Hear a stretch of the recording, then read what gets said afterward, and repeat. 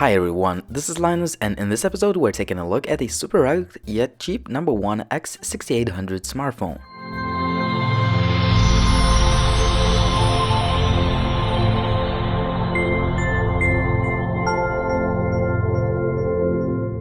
The phone comes in a box which is full of accessories that include USB brick, two micro USB cables which have longer than a usual plug, meaning that regular USB cables will not work with this phone. This is a huge disadvantage in my opinion. Also, we have a screen protector, some documentation, and lastly there is a multifunctional, some kind of survival kit. First of all, the phone is very huge, thick and heavy due to its ruggedized IP68 rating properties and 5.5 inches display. Speaking of which, it is far from the best panels we've seen. It is not bright enough and the sunlight visibility is just terrible. Also, the colors are not very accurate and the sharpness could be better. On the top we have an interpolated 5 megapixels camera, earpiece, and notification LED. On the bottom there are three non-backlit capacitive buttons. The back, the same as the whole device, is made of rubberized plastic. On the top we have an interpolated 13 megapixel shooter with the LED flash, and on the bottom there is a loudspeaker. In order to remove the backplate, you have to unscrew 6 screws, which can take at least a few minutes. A funny thing is that the company did not include a normal screwdriver, and the included multifunctional tool is not comfortable to use for this purpose. Under the hood there is a removable 6000 mAh battery and two SIM card slots. I found it very complicated to remove the SIM card with my fingers. Also, the phone has a built-in 800 mAh battery as the backup in case the main one dies. On the left we have a power key, and on the right side there is a volume rocker, which are very hard to press and inconvenient to use. This is probably the worst buttons implementations I've seen in a while. On the top we have a headset jack, and on the bottom we have a charging port, and they are both covered by the flaps as the phone is water and dust resistant. However, the charging port's flap is really hard to open up and I always end up using a screwdriver. Overall, the phone is very huge and it literally feels like a brick. It is very inconvenient to carry in the pocket, and hard to open flaps don't make life easier either. Also, if you often swap your SIM cards, this phone may not be for you as it is really annoying to unscrew 6 screws each time. The number one X6800 runs on outdated Android 4.4 KitKat version. It is a pretty much stock Android experience. It is running smoothly, but I encountered with occasional stutter and lag, especially after pressing a home button. The only gesture control is double tap to wake, which is really essential given a large footprint of the phone and the fact that the power button is the hardest to press I've seen. However, double tap to wake feature doesn't work all the time, and if it works, it is very slow. Overall, the UI implementation is not the best, but it is not the worst either. The phone has a Snapdragon 410 chip, 1GB of RAM, and only 8GB of expandable storage. The 3D games work okay, but nothing to be impressed about.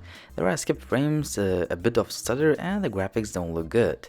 Multimedia experience is below average due to mediocre screen quality and a silent and poorly sounding loudspeaker.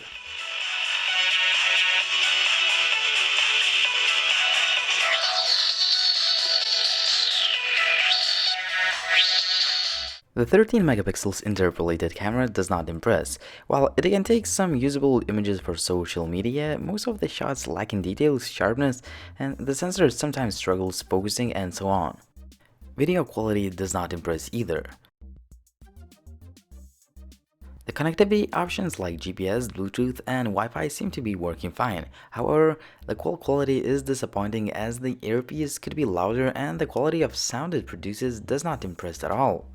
The number one declares that the phone has a built-in 800 mAh battery and a removable 6000 mAh battery. However, everything is not as good as it sounds on paper. Firstly, I suspect that the battery capacity may not be real as all the test apps show that it only has 2000 mAh capacity. While it may be the software recognition issue due to the unusual dual battery nature of this phone, but the Geekbench 3 battery test shows only 6 hours of screen on time. The real-life tests are even worse. It was hard to get over 4 hours of screen on time, but the main issue is that the battery overheated quite a few times and it caused the auto shutdown of the phone. It happened twice randomly and around like 3 times in the middle of Antutu benchmark. Not sure if I'm dealing with a faulty unit here, but these are my test notes from the review unit I have.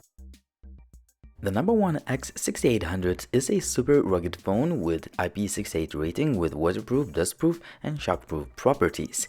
It is clearly a niche product and it is not for everyone. The phone is very big and thick and it is a burden to carry it in the pocket. The idea behind this phone is that it can be used in extreme situations and it may be great for some users. However, the implementation of this device is quite poor. Firstly, buttons are very hard to press and literally your fingers will feel hurt after one day of using it. The double tap to wake feature is here to help, but it is not working properly. Also, the charging port's flap is almost impossible to open with your fingers. The display quality is far from the best and the direct sunlight visibility is poor, and I believe this is really terrible considering that this phone is meant to be used outdoors like in the construction site.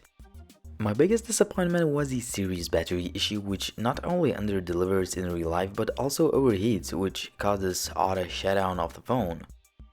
All in all, the number one made a rugged phone that has quite a lot of disadvantages, and I cannot recommend this phone to anyone. Doesn't matter if you are a construction worker or a regular guy who likes dropping phones.